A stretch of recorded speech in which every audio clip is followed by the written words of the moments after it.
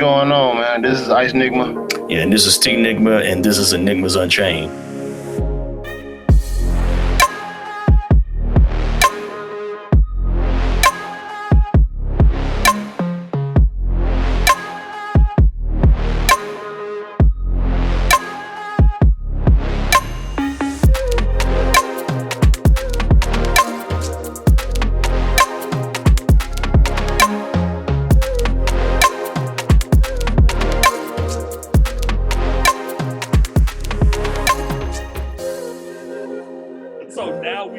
To the fourth episode, was one of my favorite episodes, called The Village Bride, and it was made by Kenna Citrus, who did oh shoot, what was it?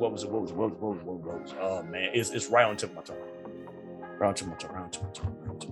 Rise of the Shield Hero. That's what it was. They did Rise. Yeah. They did Rise of the Shield Hero. That's good. Yeah. So they did Rise of the Shield Hero, and did the art style once again told on itself because it's beautiful, but you can see the influence, and I loved. I mean, because I was like watching it, and you can ask ordinary fellow. I was like, this art style. Did I tell you how much I like the art style? You did. You went like the whole time you were watching it. You kept going on about how beautiful it was, and how like the outline, like the people's outlines were basically whatever color their hair was. Exactly. That was the color of the outline they would use for the whole character. Instead of everybody's outline being black.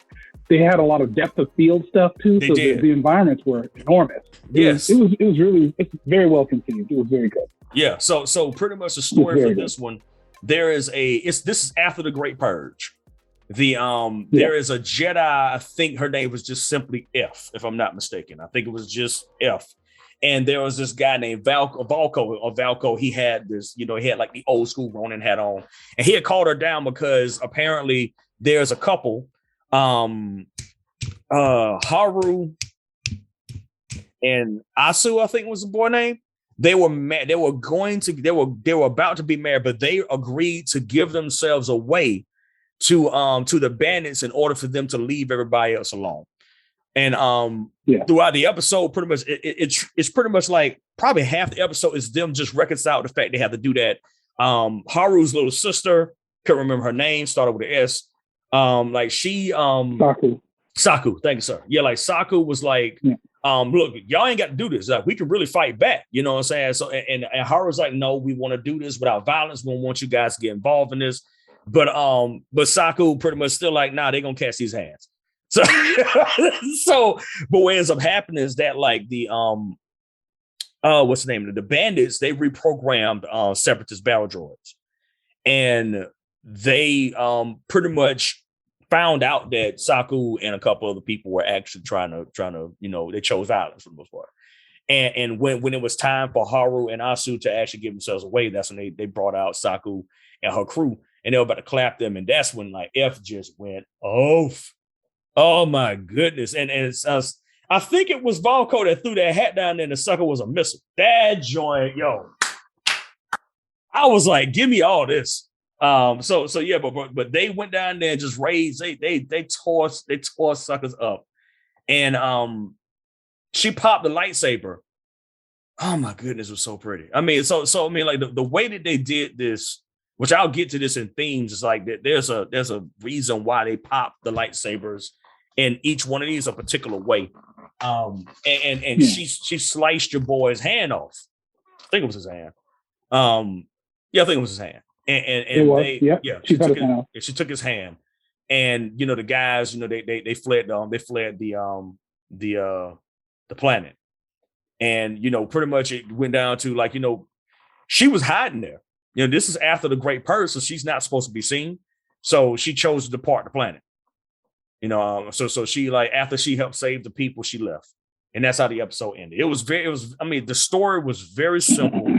It was impactful. It made sense from off the get-go. Like in the beginning, you was like, why in the world they seem so happy about something probably so dreadful about to happen to them?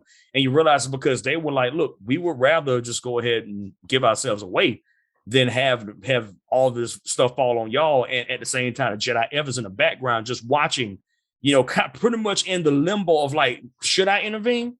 You know what I'm saying? Like should I intervene? And Valko's like, look, man, these are the situations. This is how our people work. And at the very end, F had to make that decision, and she pretty much put an F in the chat. Put an F in the chat, and she tore everybody up that wasn't supposed to be there. And it was, like I said, it was simple, animated wonderfully, fully Star Wars. Like, there wasn't a part of that wasn't Star Wars to me.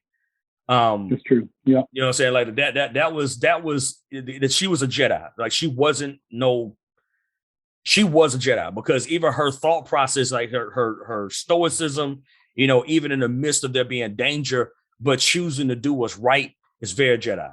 So that part, also the separatist droids, the bandits, acting the way they were acting, the world kind of reacting to, a particular type of Force situation, because they didn't. I want more. I want 26 episodes of this, because the world was interactive.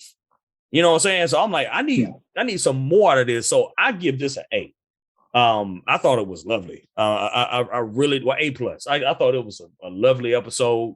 Very simple, effective, like something that can really be dove into, like what you deal with, like F traveling from planet to planet, kind of like Mandalorian in a sense, trying to figure out how to stay alive, so how'd you feel about it, bro? It's a solid A for me. This is what Star Wars is all about. Absolutely. It's quintessential stuff, and it had a believable main character that was not centered on the Skywalkers or anybody that they know. Yep. And the planet hopping thing could be, you could see a whole lot of that. They could have her escape to the Outer Rim. We don't have a lot of stories that are from the Outer Rim, so it's a perfect, feedbed of adventure. Just seeing how the Force develops in that. Yeah. In that circumstance, also, she had a gold lightsaber. Like her, she had a yellow gold yellow lightsaber. Which typically only the Jedi Temple guards, the ones who actually protected the holocrons or protected the tomes, and also would help to adjudicate crimes and stuff like that. They were normally the only ones that had the yellow one. So that means she's trained different. She's not trained like a standard knight. Yeah. So seeing how she does that out in the world, and how she exercises that specific vocation and discipline, post purge, would be really interesting to see that, because according to canon, the only one that we have that is trying to exercise that role post purge is Rey. Yeah. At the end of the ninth movie. Yeah. So it'd be interesting to see a different person with a personality that you could build on without a lot of the public scrutiny, like someone you had a clean slate that you could see develop in that calling. Yep, absolutely. And on top of that, thank you for bringing up the Rey point. Rey built hers out of the combination of two different lightsabers. She built it from Leia and Luke's lightsaber, and she made hers into the golden or yellow lightsaber. And I was like, F was just, she had this charisma about her. You know what I'm saying? Like she was foolishly dangerous. I mean, when you said that thing about the Temple Guard, I didn't think about that, because the way she even fought was vicious. You know what I'm saying? It wasn't particularly, we're gonna take you out. This was like, no, I'm going to eviscerate you type of situation. I was like, oh my goodness. She was, I won't say she went full savage, but she was close. You know what I'm saying? But her style was very convincing that she was made to kill people, in that particular regard. So in fact, she had a scar on her face, it makes me wonder, I'm like, I wonder, if she's known by her scar, because she was wearing a mask the whole time. You know what I'm saying? So we don't, once again, I love that mystery about that, and I want more. I really love some more out of that. You know what I'm saying? Look, what's your boy's name? Kinema Citrus, y'all need to get on that. Get on that. Give us 26 episodes. Follow her to 3 planets, and let's figure this out. Let's go from there. So, like I said, A+ for me. You said an A. So I mean, to me, so far, it was so far as the Duel and Village Bride that was like, oh my, yes, let's keep going. So now we come to the creme of the creme. I mean, goodness. That so I think that this is the one that Ordinary Fellow said that should have been the premise for a trilogy, and I fully agree. It's the only, at least to me, it's the only one out of the 9 episodes that literally could be a movie, like a full-on live action movie, and it will work. I would honestly, I have 25 hours in me for this. Like, I could watch a 50 episode anime of this.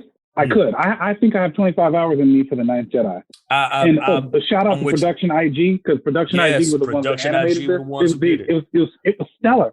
Absolutely. It's the best Star Wars thing I've seen. To me, to me, this is the best Star Wars experience that I've had since the original trilogy. Yeah. I mean, and I have since the original trilogy. It's better than the prequel trilogy to me. Like, the 23 minutes of this was better than all 9 hours. Yes, of the prequel trilogy to me. All 9 hours of the prequel trilogy to me. So let me give the people a little bit of background on Production IG. So Production IG is like one of the oldest tenured anime production companies in Japan, like at least for the modern era in Japan. Yeah. So they are known for Blood Plus, which is actually one of Ordinary Fellows. Well, I don't know if it still is, but it was one of his favorite animes. When we were coming up. Ghost in the Shell standalone complex. What was it? It's something newer. One of my joints was Eden of the East. So I love Eden of the East. Yeah. So that's an amazing show. Yeah, that's why I was like, they're Eden of the East, right? So they're Eden of the East. Yep. Broken Blade was the one I was just talking about, the Break Blade joint. They did that joint too. They did Fooly Cooly. I think they did. They didn't do the original, I don't believe. I don't think they did the first one, but they did the latter ones that came out.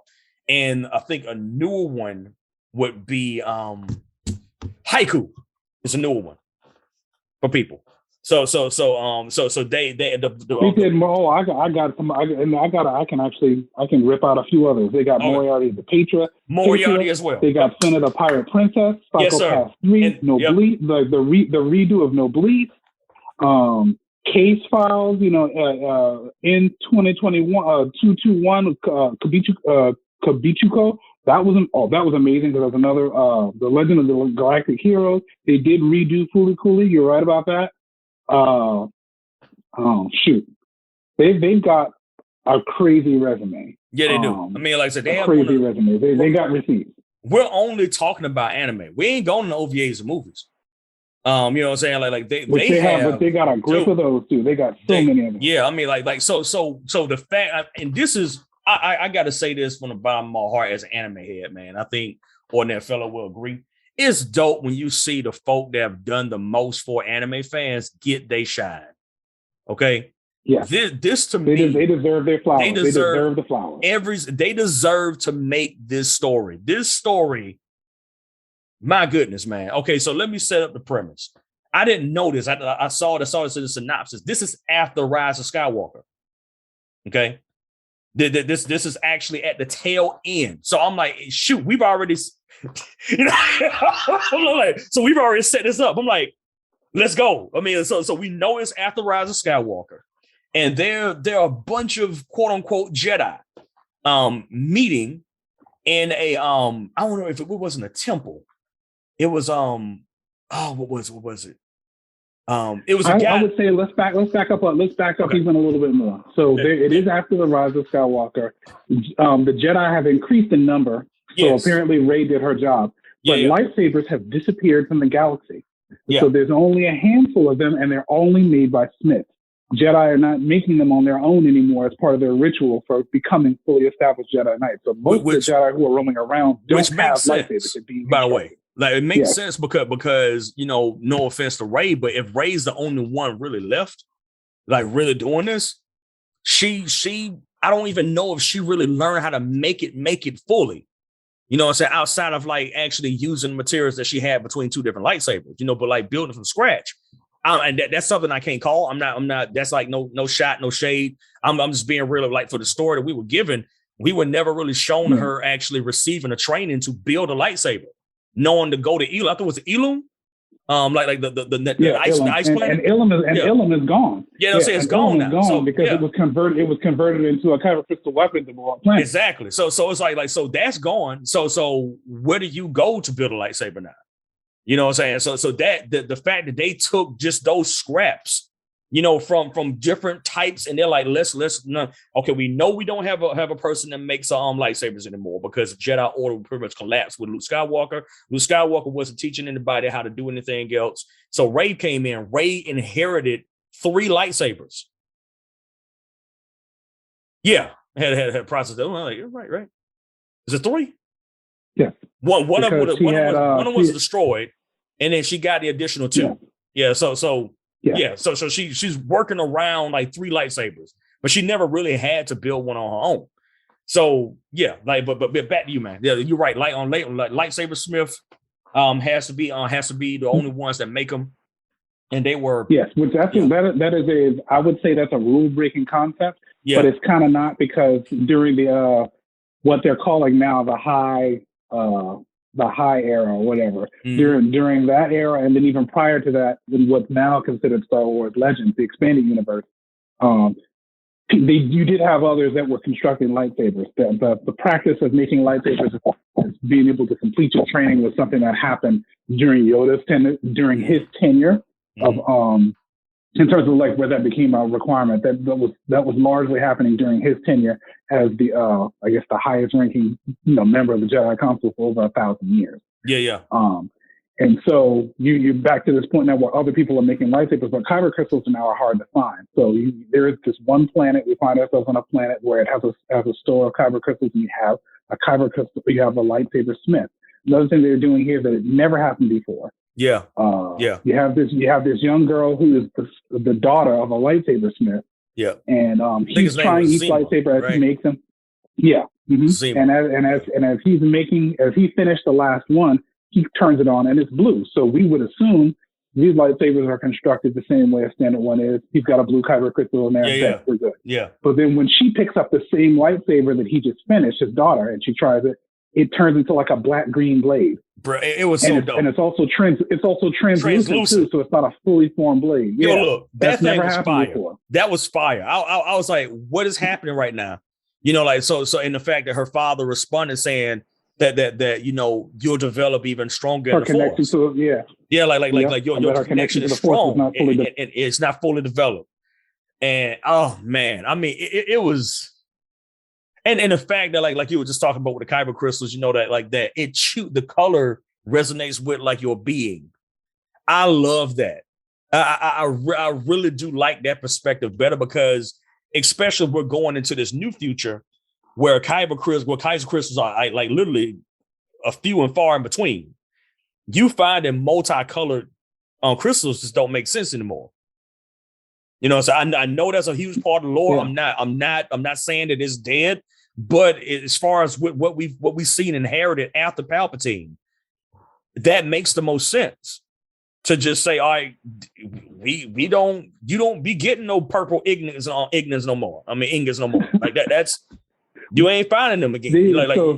So what they did is they pulled from the Dawn of the Jedi, which was before the era before there were lightsabers, or even the proto sabers, which was basically a lightsaber handle connected to a battery pack. Which happened during the golden age of the Jedi. They developed those before lightsabers were official. You had Force sabers, then you had proto sabers, and then you have lightsabers that we have now. Yeah. So the Force sabers, there was a beam of light, there was a kyber crystal, but you couldn't ignite it unless you did not use the Force. The only way that you could ignite a Force saber was by basically taking the Force, condensing Force into light and projecting it through the kyber crystal to create a beam. And so it means if you didn't have the energy to wield the Force, you couldn't wield a Force saber, period. Yeah. And so they used that concept in this. They brought back the Force saber concept as a means of using the lightsaber. So even a person who's not super Force attuned could still use it, but the beam itself corresponds directly with your connection to the Force. And they use that same concept in an ingenious way. Yeah. This. So this girl's job was, because her dad's a lightsaber smith, and it's his job to be able to make lightsabers for Jedi. He was commissioned to make 9, so that they could be delivered to this crop of Jedi who were coming, so that they could try to trying to establish peace in the galaxy, because they heard that the Sith were reemerging slowly in greater numbers than what was previous. Yeah, and her job was to deliver them, and his house is getting attacked by raiders as he's completing the ninth one. So it's her job to deliver them, and which is great. It was fast. I mean, and they pulled from A New Hope with that, because watching Dad get dragged out the house. Yeah, I mean, great. I don't think did he die? I'm not sure if he died. No, allegedly he did not die. Because he was getting wrecked though. But he was getting wrecked outside. I mean, but it didn't seem like he died. She got away with the 9 lightsabers, and she had one of them on her person. Then, like, once again, when she ignites it, it's like a translucent greenish, like black, like greenish black, blackish kind of blue. Yeah, that's right. So these guys are chasing her, and she is going on speed, and she is going ham. I'm talking about a reverse saddle of the speeder. Look, she's in the forest, by the way. They also pulled that from Return of the Jedi. They pulled that from Return of the Jedi using a speeder in the forest. So she's reverse saddle on the speeder, deflecting laser beams, blaster beams, with this incomplete connection to the force lightsaber, and she's going ham on them. And she defeats them, and then she pulls the speeder toward her with the force, rides off. It was amazing. I mean, look. It was amazing. I will lie to you. I will not lie to you, man. Look, if they had gave us, I think the girl name was Cara. If they had gave us Cara instead of Rey, oh my Lord! If we had got this story right here as like episode 7, 8, 9, oh my God! Look here! Oh my goodness! Oh my God! Look, it was so good. I was like, okay, first off, the fact that she's an anomaly, but she's still weak. So she wasn't like the bestest person out there, but she was freaking good. Like, she was very good. And I appreciate the fact that they kept pointing it out. Like, even the troopers was like, yo, the force is strong with this girl. They even had to take a moment to be like, yo, this girl ain't nothing to play with. So she finally gets up to the, I don't know if it's a temple, it's a mine or whatever. There's one Jedi in the room. His name is what's his name? Oh shoot. What's his name? We do have a she's now we can back up a little bit, because she was on her way to this new Jedi temple castle, where basically the highest ranking Jedi, because there's no official council right now. But he's sort of like the oldest and most powerful Jedi in that area right now, Margrave. Yeah. And so Margrave is in this and the other 8 Jedi who are supposed to be joining the circle, they all arrive. There's one really young guy and a bunch of older dudes who pull up. Yeah. And they're basically waiting to receive their lightsabers so they can get to finish their training out with Margrave and then go to oppose the Sith, right? So check this out. Remember how I said this stuff was supposed to be Force sabers? When Homegirl gets there, and she gives everybody their lightsabers that her father constructed. She was like, so they took my dad, we need to ride, that kind of thing. And everyone turns on their lightsabers, and everybody except for the young man, the youngest Jedi candidate who was in there, everybody, because remember I told you, in this, because they're pulling from Force sabers, they're using the Force to activate it. It's not like a standard lightsaber. That means that the lightsabers are going to reflect their true nature. And so when everyone turned on their lightsabers, rather than them turning the colors of whatever reflects their Jedi nature, everyone's lightsaber, except for the young man, is red. It was crazy. I mean, like, look, bro, can you imagine that in a movie? Bro, great. A theater would have went nuts. I mean, we would have went crazy in there. I'm like, oh, did you gasp? I gasped when I saw it. I was sitting there. I said, okay. I said, you know what I'm saying? I said, we about to go ham. We got to, whoa. That was my reaction. Whoa, wait, no. That means 7 of the 8 dudes who came in there were under the power of the dark side. Under the power of the dark side. And of those 7, and 6 of those 7 were Sith. Yeah. It was crazy. I mean, I was like, so what you got now is, the more and 1 week will Jedi. Yeah. And there is Margrave is there. He was there the entire time. And in disguise as a droid. And he popped the lightsaber and it was green. I was, God dang it, yes. You know what I'm saying? So like, yes. So they start scrapping. I mean, so the dude's name is Juro. They gotta kill the three. They're like, we cannot let y'all live. So they go on pretty much an extermination mission. They're like, it's 6 versus 3. And my goodness, you know, like poor Ethan. He was just in the background surviving. I mean, I'm glad that he survived though. But he didn't really do anything spectacular. Ethan is a young man. He's the eighth. Yeah, he's the 8th of the 7 people. Yeah, he's the 8th. Of the 8 who came. Yeah. Of the 8 who came to receive their lightsaber, he was the 8th one, and he was like a junior Jedi. He was like the youngest one in the group. He was the only purely innocent one. Where he came out, his beam was green. It was green. And then 7. And then 6 of the all the other 7, they're turned red. One of them among their number was actually a Jedi, but he was pulled in by the darkness of the 6 Sith that were in the room. As he was fighting, his beam gradually turned from red to purple. Because purple lightsaber users is in between.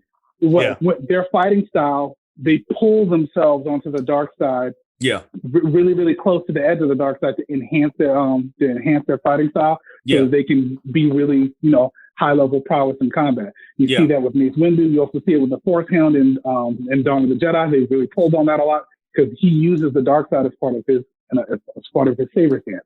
Yeah. So this dude gets sucked in by their dark side, and his blade initially was red, but it eventually became his true color. So it's bad on him, and they wipe out the other 6 Sith when they were there. But it was amazing. Yeah, it was. And Homegirl's green lightsaber, her green black one. Did it turn blue or did it turn all the way green? I think it turned green. So she was fighting one of the last guys, and in the I want to see that. I want to see this. I mean, I'm being like, dude, this is what people are like, oh, Star Wars fans, like, I'm a Star Wars fan, okay? I mean, when I saw once again that whole theme about popping the lightsaber, the moment that you saw her lightsaber flicker, I was literally sitting at the edge of my seat. I was like, what is about? You're about to see something new. We've never seen this before. Yeah. I'm saying like, this is something new. And when you saw her like literally like hulking up in the Force for the most part, she's pushing back and her saber flickers and then you see it like blink, blink, blink, and then turn green. I was like, yo, look. I said, this girl's gonna be a monster. So I'm sitting like she is going to be a monster in this fight because she is a pure heart. You know what I'm saying? Yeah. And she is a pure heart, man, which is like, to me, she's a baby that's been raised in the Force, and she has a pure heart. I want to see that. You know what I'm saying? I want to actually see that in a movie form. But she fought back, but I'm gonna be keep it at 100. Juro the Mulgrave, that sucker was full savage. He was murdering people. He was slicing people in half. He wasn't about none of that nonsense. He'll say, yeah, I will murder you today. I think he murdered all of them, if I'm not mistaken. He did get all of them on his own. He killed them all. Like his blade killed every last one of them. I was like, dang. I mean, he didn't show no mercy. He was lopping dudes up, man. He was just slashing them up. I was like, wow, yo, it was dope. This was like an S-class episode, yo. This went beyond an A to me. I was like, look, you don't get an A, you get an S, because it was so well done that I was mad that it was over. 12 out of 10. Yes. 12 out of 10. 12 out of 10. You know what I'm saying? It's the S class. It had the best sound design. It had the best music. It had the best story. Like I said, I have 25 hours inside of me to sit down and binge this. I have 25 hours, and if they didn't release all the episodes at once, they only released them once a week, I would be there every Friday morning before dawn watching it before I go to work. Goddamn right. That's a fact. It's so good. And then on top of that, they gave you all the ingredients as to how stuff can go left. So now she's joining this band of Jedi, so they can go rescue her father. This is quintessential Star Wars. Going on the next mission. Absolutely. Quintessential Star Wars. Yep. So they're going to go rescue her father, and they're going to link up with the Jedi that those 6 Sith replaced. Mm-hmm. And then you have that other Jedi who was in the group, the one who was weak-willed, who his stance already pulls him towards the dark side anyway. Yep. But he's ripe for betrayal in the group. He's right for getting swayed big time, big time. It's so then you have the potential traitor on the boat. Like, it's great. Like, all the ingredients of what makes Star Wars great. Absolutely. It's the best thing since the original trilogy to me. It's amazing. Absolutely. I mean, I'm in full agreement. You know what I'm saying? Like, and it was hard because, like, I just got done like watching something I was considering my favorite episode. I was like, yo, yeah, so can't get better than this. And I was like, God dang. I was like, well, dang, man, like, this is, look here, production IG, get on it. And if possible, see if you can secure rights to do a 2.5 hour CGI movie or something like that. Forget like animated movie. I mean, I don't care. I mean, we need more of this. I mean, I want to see what happened when Apostles was a freaking brave dude. You know what I'm saying? Once again, like, and that, at least for me, and I think you can agree with this too, there's a certain type of manliness with her pop that was his duty. You know what I'm saying? Like, he was like, I'm gonna make sure that this stuff gets done and make sure it gets done right. He knew everything that needed to happen. He was raising this to his daughter right. He was raising her to understand the Force. He was doing everything he was supposed to do, giving her love, still doing what he needed to do. But he wasn't dampening his skills though. You know what I'm saying? So he was gonna protect his family. You know, so the fact I was like, I want to see him live. It's a selfish thing, but I want to see her daddy live. I'm like, I want to see that dude actually come out this alive. Yeah, like, but I mean, look, I can't say nothing else outside that. Disney, Lucasfilm, you have the perfect recipe for a freaking 5-6 movie deal with this girl, Cara. Figure it out. And it don't have to be live action to me. It don't have to be live action. Like, it could be a full-on animated joint from production IG, and nobody would complain. Nobody. And if they are complaining, I don't know. Amazing. Yeah, I don't know. Amazing. I mean, S for that one. So that's episode 5. Episode 6, B1. Yeah, TOB1. Toby is because I saw it. I was like, wait, that's Toby. So this is episode 6. I mean, it does spell Toby. It's Toby. You know what I'm saying? So yeah, but I'll let you. I'll give a quick studio synopsis. So the studio's name is Science Sorrow, and they are known for what is it? What's the name of it? They actually have their hands in some American stuff. Adventure Time. Yeah, Adventure Time is one of them. The trying to think of one that, like, Devilman Crybaby is another one. For folk that's a little bit more recent that I can remember, at least for them.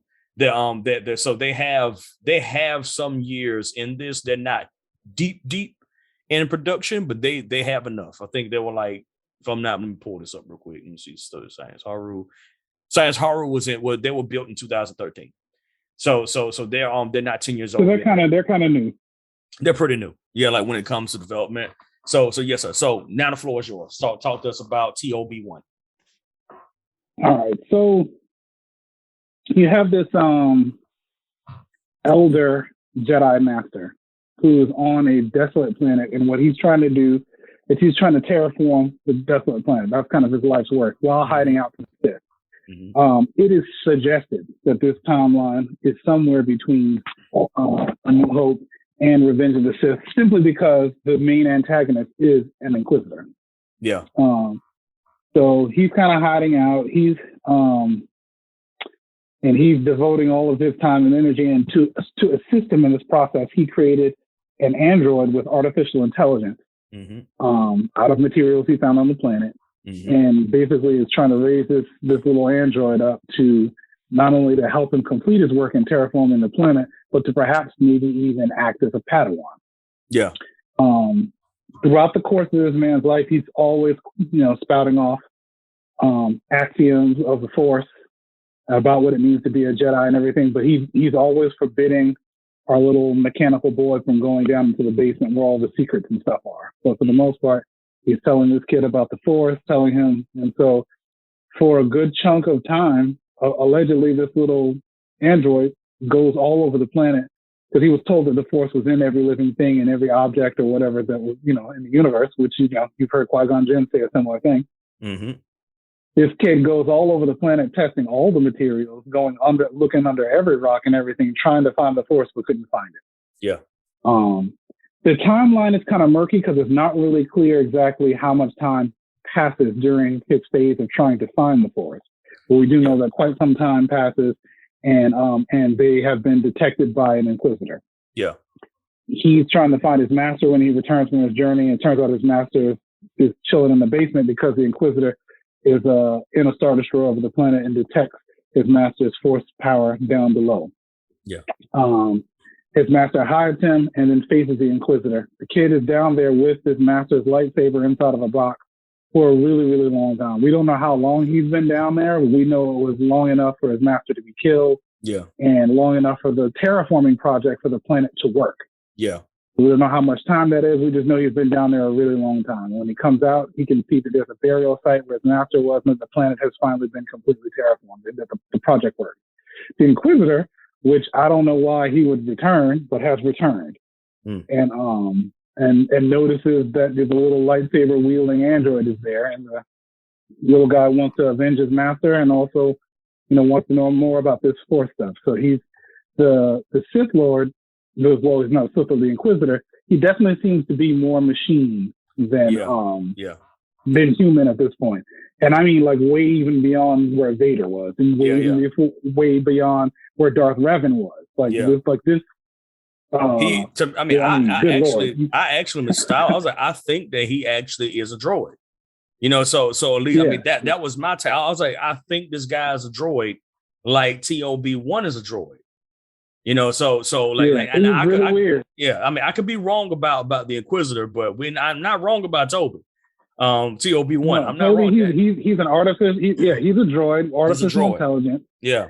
Yeah, he's a droid, like 100%. And this kid with the lightsaber, this droid kid, is fighting this Inquisitor. And as he's fighting, he's learning how to use the Force. And he defeats the Inquisitor with the Force, and I guess that sort of starts his Jedi journey at this point with a whole bunch of other non-Force using droids. Yeah. It was very beautifully animated, The sound was good, but this breaks rules because up to this point it breaks lots of rules because at this point you've had plenty of people who were I can't remember who Darth Revan who the other Sith Lord was during Revan's time. I can't remember his name right now, but I do know that the majority of everything except that guy's lungs and his head was mechanical. Yes. So he was way more robot than even Darth Vader was, where Darth Vader, the robot parts were the respirator for him and then his arms and legs. Yes. But the guy the other Sith Lord that was the pair for Darth Revan, he was just a head, a neck, and lungs. Everything else was robotic. And so this guy was even more robotic than that. He might have even been an android. So the fact, which is strange. So this introduced the idea that if the Force is really in everything, right, especially living things, but if the Force is everywhere, can the Force be used by a non-living being? That's the question that this one introduced. This question also teases, especially because of how the Inquisitor is, this teases a singular question that actually runs almost all throughout every episode that's in here, with the exception of, like, maybe, let's say, the Rhapsody episode. Everywhere else is this question that the dark side, because the dark side is really portrayed in a very different way in Vision. The dark side has never really been portrayed as benign or as really diverse. The dark side is almost always viewed from the eyes of the Jedi in all of Star Wars lore. In all of Star Wars lore, the dark side is viewed as a quick way to power. Yep. The dark side is not necessarily maniacally pure evil per se. They really try to show the dark side as not completely neutral, but semi-neutral in the Dawn of the Jedi lore. They try to say it's kind of semi-neutral, but it tends towards selfishness. So because it tends towards selfishness, unless you're a person with an iron will and an unshakable spirit, anyone who doesn't have that kind of core good characteristics, if they're messing with the dark side, kill, steal, and destroy is all they can do. Yeah, pretty much. Kill, steal, and destroy with a desire for immortality. So through the eyes of the Jedi, and which is the majority of all the lore we have, the Force is seen purely negatively when it's used by the dark side. And with this, every dark side character you meet, with the exception of the Sith Lord who attacked in the duel, they're different. Yep. They're not your typical Sith Lord. They're not your typical dark side user. They are complex characters, and they show no signs of becoming light side users at all. they show no signs of becoming good. None of them do. Yep. But they don't all seem to be kill, steal, and destroy type characters. And another thing that sort of binds them, including the character that was in the thing with TOB1, is that the Sith, especially when they're trying to entice people, there's a promise that if the promise is that if you use the dark side, you will have abilities that you can never get with the light side that can do good. That's the promise. From what we've seen every single time. Yeah. Go ahead. No, I'm about to say, and that's at least to me what disconnected me a bit. Like, not saying this episode was bad, it was a freaking great episode too. But that's I was like, so are we saying that even in metal and android artificial intelligence, that it has full reign to access the Force? Because and to reinforce that idea, right after I got done with the episode, we always dealt with the fact that droids in the Star Wars universe have always been treated as like sentient beings. They can be put into slavery, they can be free, like things of that nature. They can be put, so that that was a big theme with like R2D2. As R2D2 just had this level of consciousness that it actually trumps humans. Like R2D2 felt a lot. And he's also the only one that has a through line from one all the way to the end. There's no every is he in every Star Wars movie? Every single Star Wars every movie. Single Star Wars. Every single one. Like he is the only character to go from episode 1 to 9. You know what I'm saying? So he's even in the side stories too, wasn't he? He's in everything. He was in everything. So say R2D2 is like the poster child for Star Wars, and also the historical archive for Star Wars in that sense. You know what I'm saying? So I've always considered that. Like, so when I watched the episode, I laughed, and I saw him pop the lightsaber, but I was like, but this is not outside of realm of possibility. Because let's say if R2D2, you know what I'm saying, like got a body, so to speak, it's something that was a little bit more functional to move, right? I would not out of the realm of possibility have said that he wasn't no Jedi. I'm just being real about the situation. And here's the other thing. Here's the other thing. It can be argued, and I'm going to use the sequel trilogy as my basis for this. It can be argued that the Force does influence that the Force can use that a machine can be a Jedi. The reason why, or at the very least, a Force user. I say this because R2D2 himself was also affected by the Force. Yes. Or it could be argued that he was. Because when Luke Skywalker dies at the end of Star Wars 8, again, this episode is all full of spoilers. So, if you haven't seen, anyhow, that's when R2D2 activates. Come this far after having, after having been long dormant. R2D2 activates when Luke Skywalker dies at the end of Star Wars 8. And so, how was there a timer inside of Luke's chest that when he dies, R2D2 should come to life, or was it the will of the Force? And it's easier, according to the lore, to say that it was the will of the Force and not a random coincidence. Yeah, I mean, that R2D2, what I'm saying? So, with that as the basis, could a droid be a Force user? I would say, is it unorthodox? Yes, but is it possible? Yeah, there's some evidence. It's probably freaking rare, but I really do think that it might be possible. So just given the rules and stuff that we've seen, even some that have been bent a little bit. Even when they're not bent, I can still see it because you look at Grievous, right? Grievous has certain organic parts in him, kind of like the Inquisitor, I guess. I said the Inquisitor was built like Grievous in that sense where he could use the Force as well. But it's like, even with that, it still doesn't make sense. Like, Vader had his brain left. He had his brain, he had most of his body, he was just missing limbs. So I get that, so it's like he's still himself though. But to not have a human brain, you feel me? You know what I'm saying? Like, you just got body parts. That shouldn't be, you use Force because he got lungs. No. there's something else going on here. You know what I'm saying? So that may be a conduit, a part of it, but that can't be it. So you know, I mean, I enjoyed the episode. I enjoyed it. I mean, I thought, and then what was the Easter egg, bro? What was the Easter egg in this episode? I'm trying to remember you the one who told me. Thing like twice now. You the one who told me who's Toby? Can you remind me? Because like I'm running a blank right now. Who's Toby? Who voiced Toby? Oh, that's right. So if you listen to that, by the way, so these were all Japanese produced, right? So if you're gonna watch it in the way that it was, if you're gonna watch, you can watch it.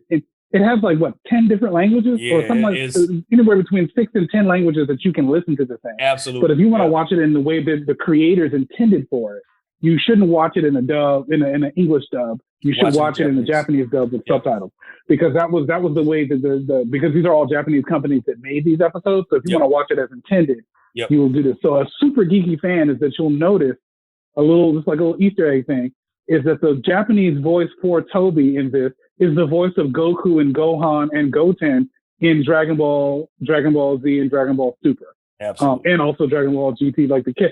And like, she didn't even try to be like a different character. She's doing all the traditional Goku screams, grunts, she's Goku, but herself at 100% out of an android body. Because I didn't even think about it. I was just watching the episode, and Ordinary Fell was like, yo, you didn't hear that? And I'm like, hold up. And I went back. I was like, oh my goodness, that is her. You know, so yeah, like kudos to them once again. You know, I can't knock it because it was a good freaking move. So I will give this episode a B. Okay, a B mostly because a lot of things that we're thinking is speculative, and not until we really have like definitive evidence, you know, like will we be able to say, oh yeah, a droid can actually be force sensitive in that particular regard. Not saying that it's out of realm possibility, but it's still not particularly canon yet. Like we haven't been given any writ on it to really say that it is what it is. So I give it a B. Like beautifully drawn. I mean, it was absolutely exquisitely drawn, very endearing. Toby could be a toy that my son would love the mess out of that toy.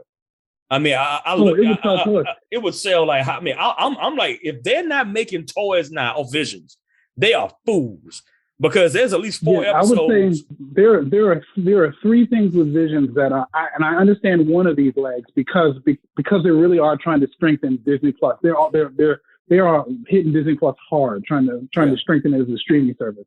Yeah. But the 3 things I think from a merchandise standpoint, and you understand this because you worked in retail and you worked with the entertainment industry for so very long, you know this. Like the 3 things that sell is gonna be discs. You got to sell discs. You got to sell toys. Yep. And then if there's a music arm to it, and there's a very strong music arm throughout this entire thing, vinyls out, buddy. You got to be able to sell soundtracks. Yep. Like I immediately went looking for the soundtrack.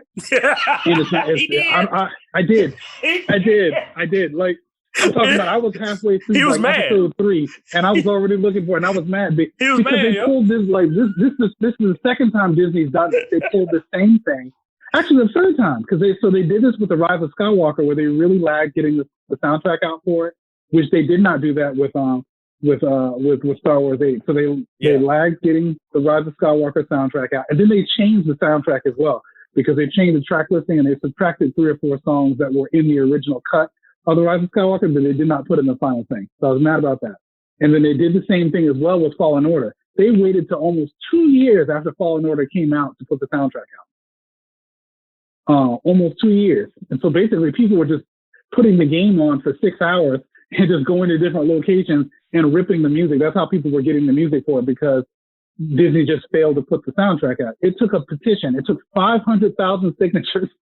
So that's 500,000 Star Wars fans to get the Fallen Order soundtrack out. And it's 4 hours of music. Mm-hmm. So it's just like, you know what I'm saying? So with Visions, I think the soundtrack, Star Wars fans, look, and this is why I brought up the Trioculus thing. I'll try not to belabor this point too much. But this is why I brought up Trioculus as a thing. Star Wars fans are the most resilient and most abused fan base that I know of. Yep. A lot of folks have very strong feelings about the sequel trilogy, especially those who didn't like it, as if it's the worst thing Star Wars has ever produced, and that Kathleen Kennedy is the devil, and that, and that J.J. Abrams is Lucifer's best friend. Like they super big mad energy about the sequel trilogy. But if you've been a Star Wars fan for a long time, the fact of the matter is that anywhere from 75% to 90% of all Star Wars content is bad. It's really, really, really bad. It's bad. It's so bad. Like what happened is that the original trilogy that came in the 70s and 80s was incredible and groundbreaking, and so many new types of film and sound technology and puppetry and stuff was invented just to make those first three movies happen. They are a cultural phenomenon. It's amazing. Yeah. Skywalker Soundstage, or Skywalker Sound, which is the sound design and mixing and mastering company that George Lucas created specifically to support the Star Wars universe, is probably the best sound design company on the planet. They've got over 19 patents that just belong to the Skywalker Sound arm of Lucasfilm, and Lucasfilm as a whole has over 75 patents. And I think over 50 of those got picked up just since 2012 when Disney acquired them. So they got mad patents on just sound stuff, inventing new machines and new softwares and stuff for just sound, right? Yep. All this. With all that power and with all that innovation, the majority of Star Wars stuff sucks. The original Star Wars trilogy was so good and it was so life-changing for so many people. We Star Wars fans will put up with all kinds of bullcrap. We will put up with bad content just so we can get a taste. That's true. Perfect example. Star Wars Shadows of the Empire, which came out, I think, just before the prequel trilogy came out, before the Phantom Menace came out. So it was between whenever, the 15, 20-year gap between Phantom Menace and the Return of the Jedi. Mm-hmm. Shadows of the Empire came out as both a book, a comic series, a short little mini run, and a video game for Nintendo 64. And it was a horrible game. It was horrible. Dash Rendar was basically diet Han Solo. Mm-hmm. And his the Shadow Runner or the Shadow whatever was the name of his thing. It was like a diet Millennium Falcon. The only reason I bought that game, and the only I saved up summer money to buy that game. I spent my own. I worked and saved to buy that game, and I played it through 5 times. That game was terrible. It's one of the worst video games ever made. It's horrible. The only reason, and I bought the book too, Trevor. I bought that book. You bought the book. You know why I did that? Because Han Solo and Millennium Falcon changed my mind about space as a child. As a little kid watching Star Wars at home on VHS, Han Solo and the Millennium Falcon blew my mind about how you could do space travel. Yeah. I got Shadows of the Empire because with Dash Rendar, I could pretend to be Han Solo. And with the Shadow Runner, I could pretend it was the Millennium Falcon. But I didn't get it because it was good. I got it because it was all I could get. You understand? And in those long dry spells. that is your start. That's a Star Wars fan's life, man. We're used to dry spells. We're really, really used to dry spells. Long dry, decades dry spells. Yeah, not like 5 years, decades. Yeah, like 15 to 20, 15 to 20 at a time, bro. 15 to 20 at a time. And we lose all forms of contact about Star Wars. You know what I'm saying? So right now we're like, it's really like I said, but back, it's Visions is doing it right because doing it right. And that's why we even the episodes in it that we didn't like as much is the reason why we have to give it a decent grade. Yeah, it's because we can tell the difference between good stuff and bad stuff. Yeah, we've had a lot of bad content, and George Lucas approved. Don't get it wrong. You can get mad with Kathleen, you can get mad with JJ, you can get mad with Brian and what they did with the sequel trilogy all you want. What they did is still better than most of Star Wars stuff. Most of the Star Wars stuff, and none of you fans, none of you, not a single one of you could make something better. You might be able to write a better thing in your notepad. You might be able to write a better story, but you wouldn't have been able to execute better than what they did because the majority of Star Wars stuff is bad. And George Lucas approved 80% of it when he was still the head of Lucasfilm. He approved almost everything that came across the desk. That's quite true. That means he approved all the bad stuff about Star Wars. He approved it. I cannot dispute that. He is telling the absolute facts. He's telling facts, man. So no, say, but like really, like I want to see more on Senti. I mean, especially this episode. I would actually like this to be fleshed out. I thought about this after I got done finished. I was like, I would really like to see, pretty much not the we've already. I think that TOB1 the episode is a perfect origin. Now I need to see what happens after, because like TOB1 Toby having to go out into the world and realizing that he has Force, and having an actual Jedi discovering that he has a Force, and like that being a conundrum they have to work through together, because we have to get some writ on this, like an actual android can or like a droid can actually be conduits for the Force. You know what I'm saying? I want to see more of that, like I said, but I gave it a B. What was your grade again? What was your grade? I gave it like I gave it like a C, a B minus. I gave it a B minus C plus, because it was just like, not because I didn't think, not because of the rule breaking thing. It's just not. I don't want to see Astro Boy with a lightsaber.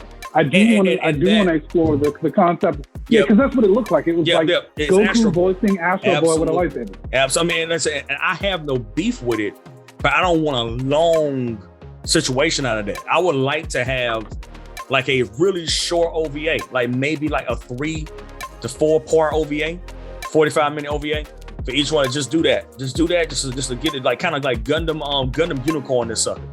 You know what I'm saying? Just get it done and be done with it. You know what I'm saying? Just so that we can have the story done and it's already finished. So